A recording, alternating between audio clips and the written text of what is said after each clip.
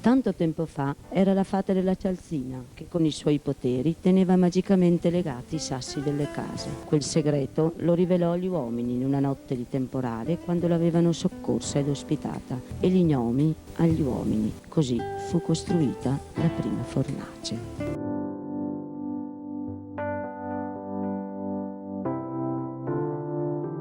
A Set Fontane, in Val Settimana, nel Parco delle Dolomiti Friulane, ne abbiamo scoperta una, abbandonata e semidiroccata. Il tempo e la vegetazione avevano quasi occultato quei resti. Tra i suoi muri il fuoco brillò una sola volta nel 1937, quando serviva la calce per costruire la casera.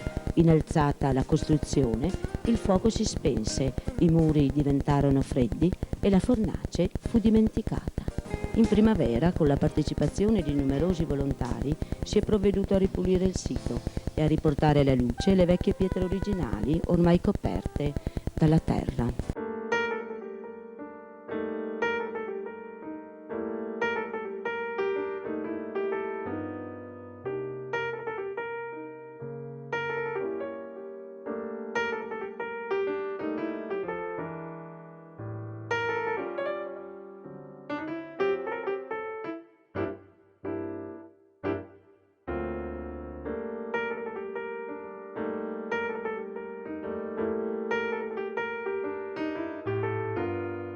È stata disseppellita la buca dove si accumulava la cenere, il cunicolo per l'asportazione ed il vano dell'uscita e lo spegnimento.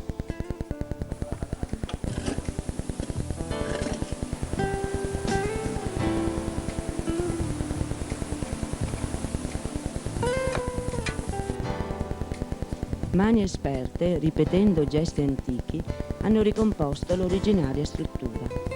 La fornace ha la tipica forma a botte, con un diametro massimo di 2,20 m e un'altezza totale di 2,30 m.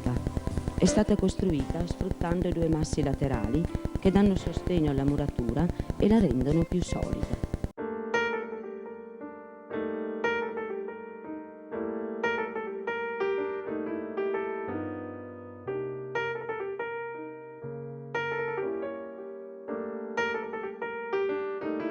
I sassi interni che formano la camicia sono tenuti insieme a malta.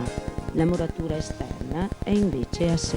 Tra i due muri, un vano di 50 cm riempito di terra impedisce la dispersione di calore.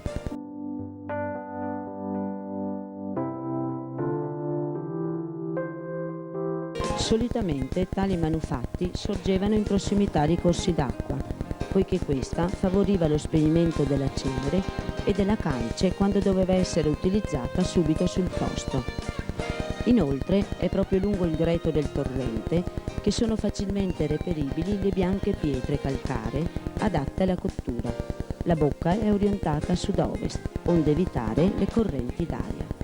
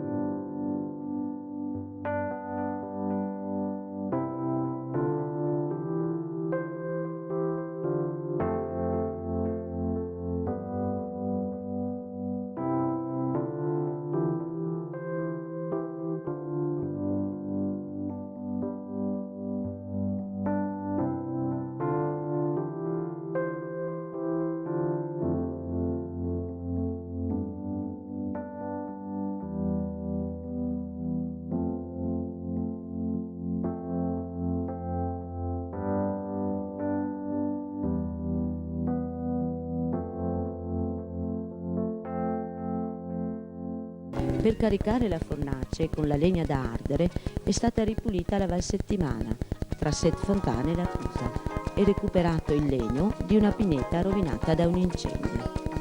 Ogni tipo di legno va bene, ma il miglior combustibile rimane il pino mugo, perché essendo resinoso sviluppa molto calore. Preparata la legna, è necessario trasportare i sassi, che un occhio esperto sceglie senza difficoltà. L'operazione più delicata ed affascinante è il caricamento, voltà la fornace. All'interno i sassi squadrati sono incastrati tra loro con la tecnica della costruzione a cupola. È la fase affidata solo a mani esperte, perché da essa dipende il buon esito della cottura.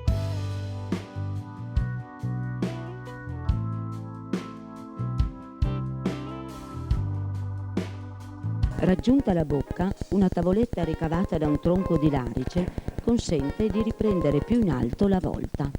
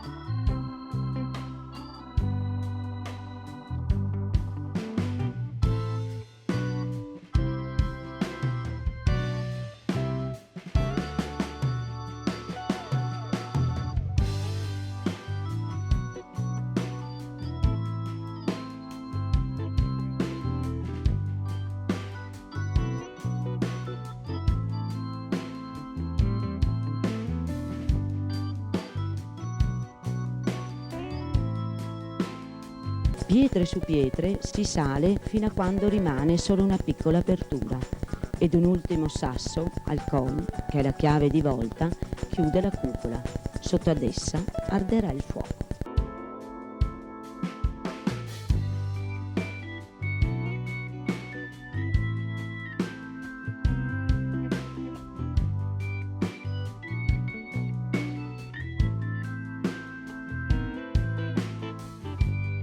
Il riempimento continua con pietre di pezzatura diversa. Occorre sceglierle non troppo grosse perché avrebbero difficoltà a cuocersi, ma neppure troppo piccole per non ostruire le fessure ed ostacolare il regolare passaggio delle fiamme.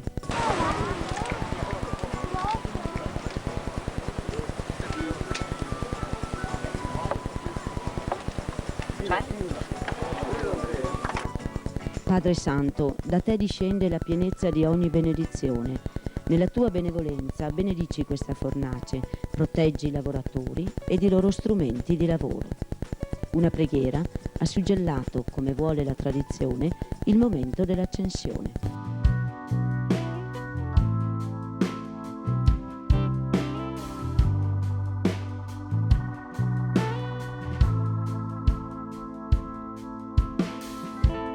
Il fuoco ha brillato di continuo per oltre 50 ore.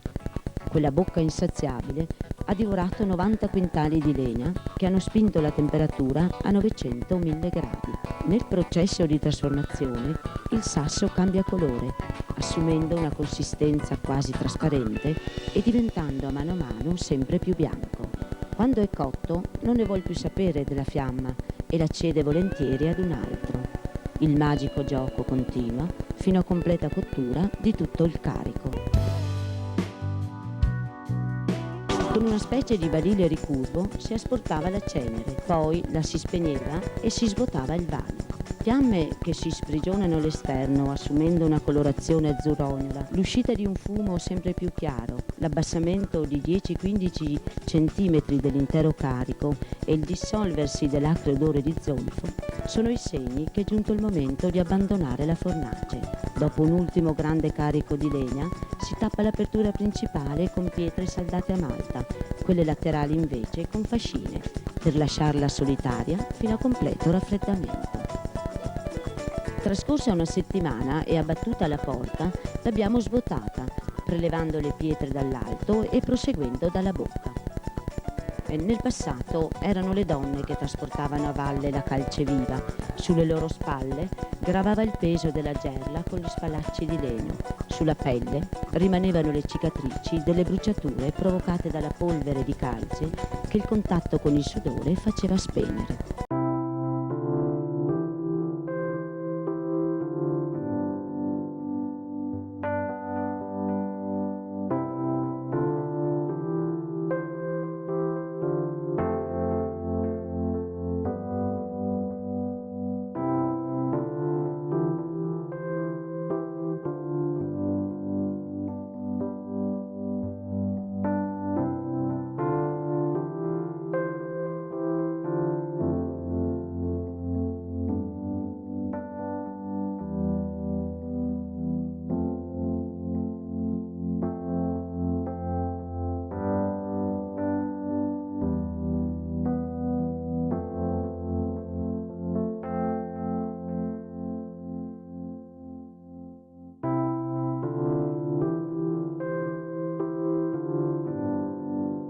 La calce viva, depositata in una grande buca e con l'aggiunta di acqua, diverrà calce spenta.